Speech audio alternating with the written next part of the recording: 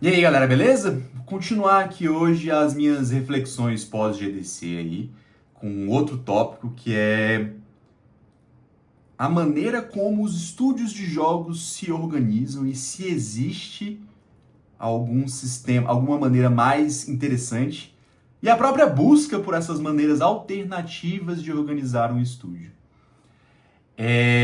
De novo, é mais uma das minhas reflexões aí que estão rolando depois da GDC. Esse foi um dos tópicos assim que mais me pegou. Eu acho que tem um pouco de viés de confirmação, porque é algo que eu já estava pensando antes, e que já estava discutindo com algumas pessoas antes, e que eu já tinha rolado algumas conversas com outros devs sobre isso. E aí chegar lá na GDC e ver que outras pessoas estavam comentando sobre esse assunto, inclusive uma palestra que eu vou falar um pouco daqui a pouco, palestra grande, que foi o Soapbox, mencionou isso também. Foi muito massa e me fez pensar que, tipo, eu não tô sozinho nessa fritação, saca? Tem outras pessoas que também estão pensando sobre isso. Antes de começar um jabazinho, né? Eu fiz um artigo sobre isso na minha newsletter. A newsletter tá aí nos comentários, tá na descrição do vídeo, então se inscreva lá. Mas, enfim, começando com uma premissa que eu acho que ela é mais controversa do que deveria ser, tá ligado? Eu acredito que o objetivo central de uma empresa, não estou falando só de empresa de jogos, qualquer empresa, deveria ser dar qualidade de vida para as pessoas que trabalham nessa empresa, saca? E eu acho que o modelo tradicional de organização de empresas não necessariamente favorece isso, né? Não ajuda que isso aconteça, sabe? Aí, tipo, inclusive no Instagram, a galera fala, pô, o objetivo central da empresa tem que ser agradar o cliente, tem que ser agradar o jogador.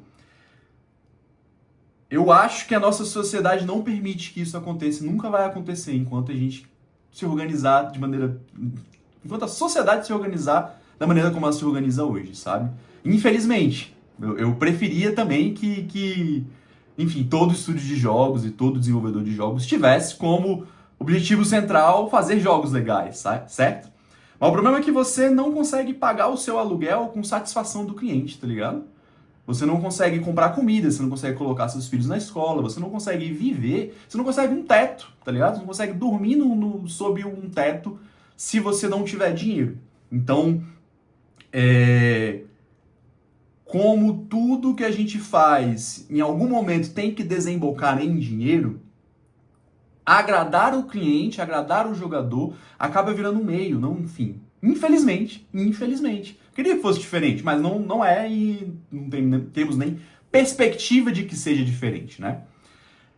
Então, agradar o cliente, agradar o jogador, agradar o consumidor, acaba virando um meio. É uma forma de você faturar mais, né? Da sua empresa faturar mais. E isso por si só não é um problema, na minha opinião. O problema é o que acontece depois que esse faturamento bate na empresa, né? Como que ele é administrado? Como que esse dinheiro é distribuído, administrado, investido, reinvestido, né? E eu acho que essa conversa é mais sobre isso.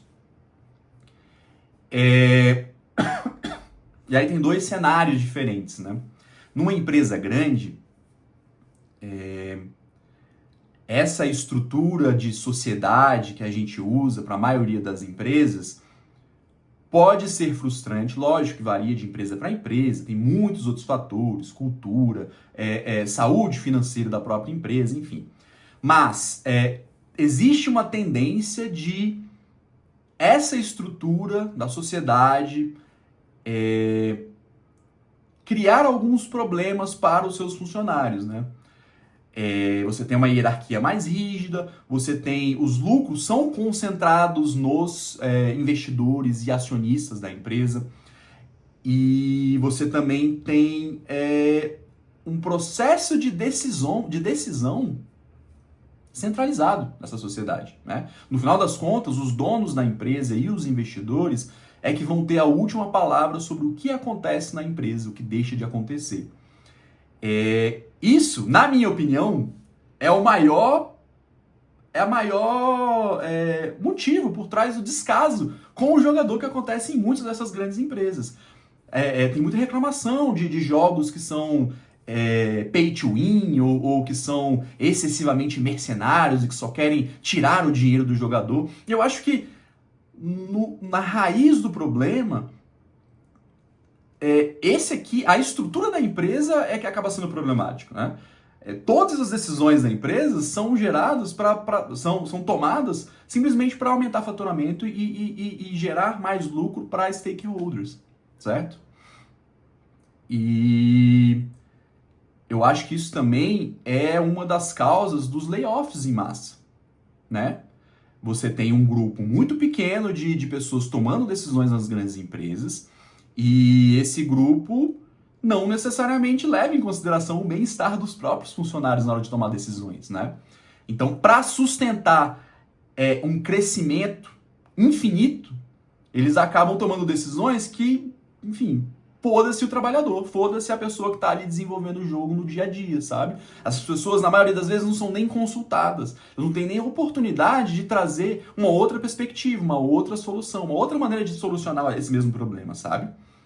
Então, empresas grandes, essa estrutura acaba ficando muito problemática. E sem contar com o próprio sentimento da pessoa que está ali embaixo, tá na base dessa estrutura, fazendo os jogos, de não ter autonomia, de não ter voz nas decisões da empresa e nas decisões criativas também, sabe? Então, isso é uma parada que acontece muito. E aí, tipo, o grande argumento que as pessoas usam contra isso tudo que eu falei você não está satisfeito porque você não sai e faça a sua própria empresa. Que realmente, de fato, é uma opção. Agora, não é uma opção tão viável quanto as pessoas acham, sabe? Você pode sair e criar sua própria empresa, você pode virar indie. Muita gente faz isso. E algumas pessoas, para algumas pessoas até dá certo. O problema é que, para você começar uma empresa nova, você precisa de capital, você precisa de dinheiro, você precisa de investimento. Você vai precisar contratar pessoas para sua equipe, você vai precisar de equipamento, certo? Você vai precisar ter caixa para sustentar a empresa até que ela comece a dar dinheiro. E isso em jogos é um problema gigante, porque uma padaria, por exemplo, no momento que você abre a padaria, ela já começa a dar faturamento, né? Você pode ali, antes de abrir a padaria, você pode precisar fazer alguns investimentos, fazer uma reforma talvez, comprar equipamentos, contratar equipe, isso gasta dinheiro e talvez demore um pouco para essa padaria abrir. Mas, comparado com um jogo médio, é mais rápido, é um processo mais rápido. Você consegue abrir uma padaria mais rápido e já começar a faturar alguma coisa. Tô falando que padaria é fácil de administrar, viu, gente? Pelo amor de Deus, deve ter 1 milhão de problemas que eu não conheço, não enxergo. Eu só tô dizendo que em jogos, como o processo de desenvolvimento do jogo em si costuma demorar aí anos, né? Eu não tenho um dado aqui para falar com certeza, né? Mas na minha experiência, a maioria dos jogos demora aí por volta dos 2 anos para ficar pronto. E isso significa que, para abrir uma empresa, você vai ter que ter um caixa que sustente a equipe até que esse jogo fique pronto, sabe? Você pode procurar investimento, lógico, financiamento e tudo mais, mas não é fácil. Tudo que eu tô querendo dizer não é fácil você virar indie e começar a ganhar dinheiro.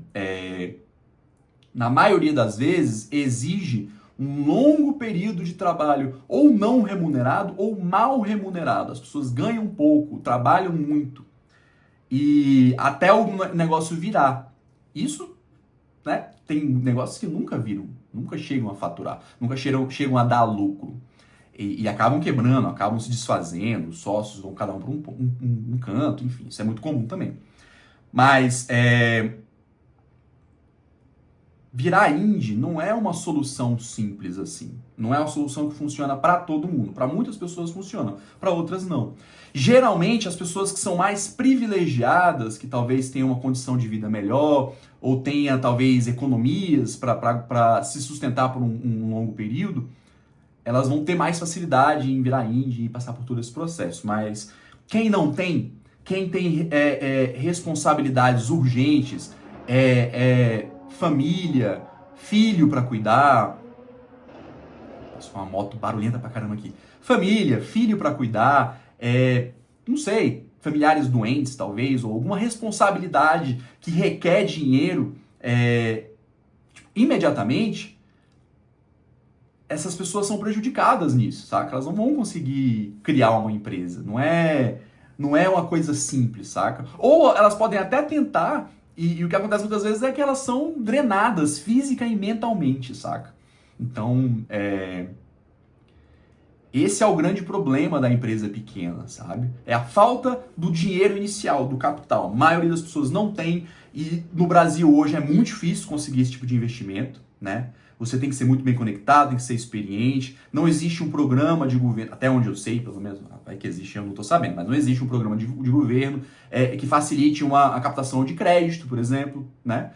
O próprio financiamento, você tem alguns editais, como o da Ancine, por exemplo, que é muito, muito interessante, mas são difíceis, não abrangem uma grande quantidade de empresas, infelizmente. Tomara que continue crescendo, melhorando e tal, mas isso é muito difícil. Então, a vida do pequeno é instabilidade financeira. É não saber se no final do ano você vai ter dinheiro para pagar seu aluguel. Essa é a realidade das pessoas. E para muita gente, esse nível de instabilidade é insustentável, é impossível, tá ligado? E a sociedade, nesse nível de empresas pequenininhas, geralmente vem como uma maneira de substituir a contratação de um funcionário. Eu vejo isso demais. As pessoas se juntam para fazer empresas porque elas não têm dinheiro para contratar funcionários. Então eu sou um game designer, eu estou começando uma empresa agora, uma empresa indie. Eu preciso de um programador e de um artista. Eu não tenho dinheiro, o que eu vou fazer? Eu vou convidar um artista e um programador para se juntar à minha sociedade, certo? Acontece demais. A própria instabilidade já gera uma sociedade meio fraca, porque às vezes o artista que eu contratei, o programador que eu contratei, tem filho e ele não vai conseguir aguentar tanto tempo na mesma instabilidade, na mesma, insegurança financeira. Então, e é engraçado que essa estrutura da sociedade muitas vezes envelhece mal também. Porque mesmo que a empresa dê certo, faça sucesso, existem muitos casos de sócios que acabam perdendo a importância à medida que a empresa cresce, né? Porque se no momento da criação da empresa, o que aquele sócio oferecia era a sua própria mão de trabalho, mão de obra, né? Com o passar do tempo, se a empresa faz sucesso, começa a crescer, essa mão de obra ela fica mais fácil de conseguir, porque você pode simplesmente contratar pessoas. E às vezes as pessoas que você contrata são melhores do que o próprio sócio. Então você acaba ficando ali com aquele sócio meio defasado. É uma pessoa que, tipo, ok, ela é dona da empresa porque lá atrás ela ofereceu a mão de obra. Mas e agora? O que ela está acrescentando aqui? Ela ajuda no processo de decisão? Ela tem um impacto, impacto que se justifique no dia a dia? Muitas vezes não, sabe? Então isso também é um problema. Então, com tudo isso em mente, eu tenho visto muitas pessoas discutindo se existem alternativas ao modelo da sociedade tradicional, sabe? Se existem outras maneiras de se organizar uma empresa. E aí, os dois modelos que geralmente são mencionados é o coletivo e a cooperativa, né? Existem exemplos aí na indústria de jogos dos dois modelos. Coletivo eu acho que é mais comum, né? Existem muitos. E coletivo é foda, assim, eu não estudei esse assunto, viu, gente? Então eu não tô qualificado para dar uma definição precisa, nem do coletivo, nem da cooperativa. Então nem da cooperativa. Então o que eu vou falar aqui é mais uma percepção minha. A sensação que eu tenho é que o coletivo é uma coisa um pouco mais informal, menos rígido em termos de, enfim, formalidade mesmo. É mais um grupo de desenvolvedores, cada um com alto grau de autonomia, que eles se reúnem para dividir alguns dos recursos. É mais ou menos isso. Enquanto a cooperativa já seria uma coisa um pouco mais sólida, mais formal, é uma estrutura, é quase como um pequeno estado, saca? Muitos têm até uma pequena constituição. porque é um grupo de trabalhadores que se une e toma as decisões de maneira democrática e organiza tudo aquilo e toma decisões de maneira democrática, né? Organiza tudo de maneira democrática. Com divisão de lucros justa e tudo mais. Também tem alguns exemplos aí, né, de cooperativas. Mas esses são os dois grandes modelos aí mais antigos. Eu tô com muito interesse de estudar os dois, eu inclusive estou procurando aí livros ou material mais denso sobre isso. Se tiver alguma indicação aí eu estou aceitando, porque eu acho muito interessante e eu sei que pelo menos o modelo de cooperativa é usado em outros setores, em outros países, em outros contextos, com certo sucesso. Então existe um certo entusiasmo pela cooperativa. Agora, os dois modelos têm suas críticas também. Tem gente que é muito cética com essas duas formas de se organizar, né? Diz que é muito lento ou muito solto. Eu não sei quão verdadeiros são essas críticas. De novo, nunca trabalhei em cooperativo coletivo, não tenho estudo, mas eu sei que existem muitas dessas críticas. Mas aí, indo para a GDC, tem uma palestra que acontece todo ano que chama Indie Soapbox, que é basicamente... Em uma hora ali, eles pegam 5 ou 6 desenvolvedores indie com um pouco mais de projeção e cada desenvolvedor faz uma micro palestra de 5, 10 minutos sobre temas meio variados, assim, eles não necessariamente se conectam. Mas eu acho massa porque esse formato muito curtinho e a curadoria que eles fazem, né, das pessoas que eles escolhem, dos tópicos que eles escolhem conversar, é sempre muito interessante, é um ritmo diferente comparado às outras coisas que acontecem na GDC, né? Porque geralmente na GDC você tem palestras ali de meia hora ou uma hora que são sobre um tema específico, tem uma pessoa lá dentro, lá no palco, né? E essa pessoa tem mais tempo para desenvolver e acaba virando uma coisa um pouco mais densa, sabe? E o Indie Soapbox é legal porque tem esse dinamismo, é mais rápido, você chega lá, assiste 5, 6 palestras e, enfim, parece que você... Não sei, acho que é a diferença entre o YouTube tradicional e o TikTok, tá ligado? De alguma forma. E nessa GDC 2025, tem um game designer que é famoso até, ele participou de alguns projetos grandes, como Hyper Light Drifter. Acho que ele trabalhou na Square Enix também, não sei. Não conheço o currículo do bicho, mas sei que ele tem uma certa projeção na indústria. É o Terry Diff.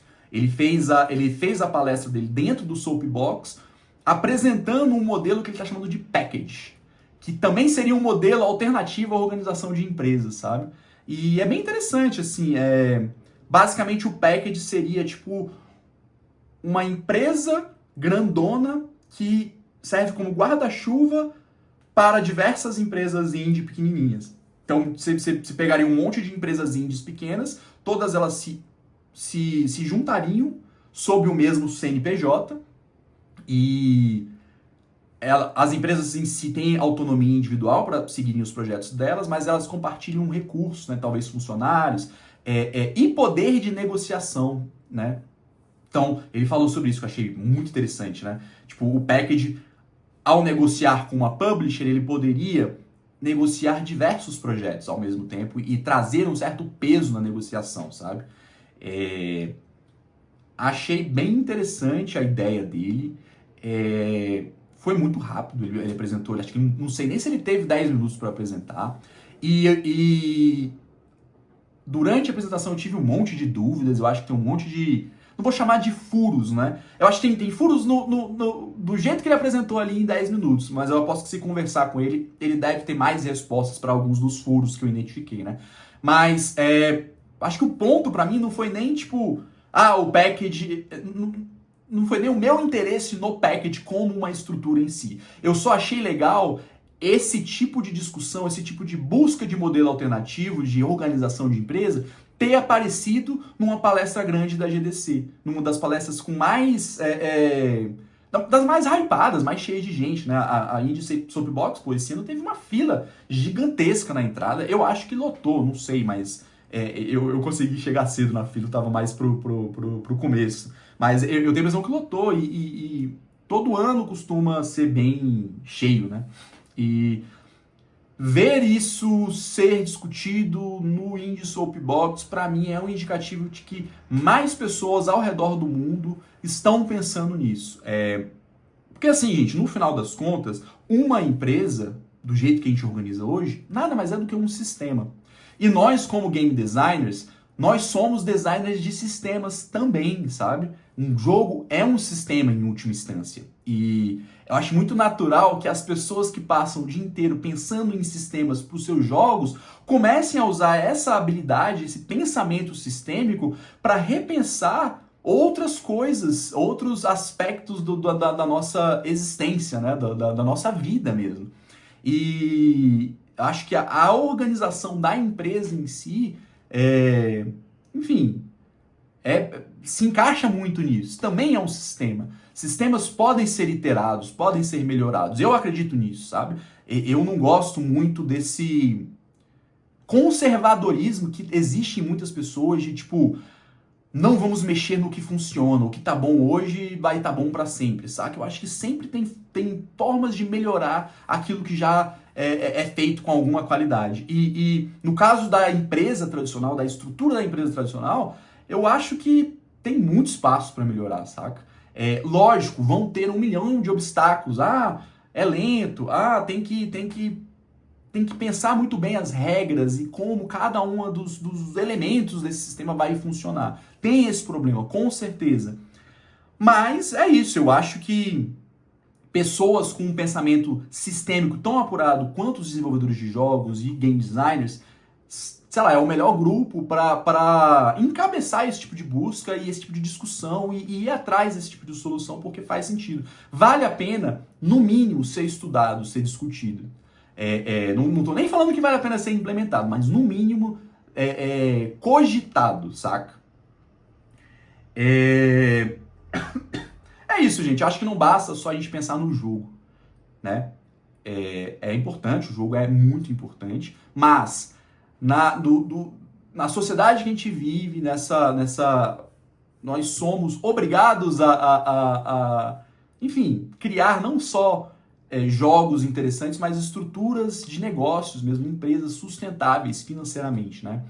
E eu acho que o modelo atual tem falhas e precisa ser rediscutido, né? É isso, galera. Espero que vocês tenham gostado aí. Aceito recomendações de leitura. Se por acaso você que está assistindo manja pra caralho sei lá, de coletivo, de cooperativa ou desse tipo de conversa, de assunto e tem algum livro, algum material, uma aula, uma palestra para me recomendar, eu aceito, eu agradeço. Tô atrás aí de material, eu quero estudar mais sobre isso. E também fazer aqui o jabazinho da minha newsletter, né, gente? A minha newsletter tá crescendo aí. A newsletter é onde eu posto os artigos que geralmente dão origem a esse vídeo aqui e os posts que eu faço no Instagram. Hoje está sendo o centro da minha criação de conteúdo. As ideias que eu quero discutir nascem lá na newsletter, então se você quer acompanhar essas discussões, assina lá a minha newsletter, o link está aqui na descrição. E é isso. Obrigado aí, gente. Valeu!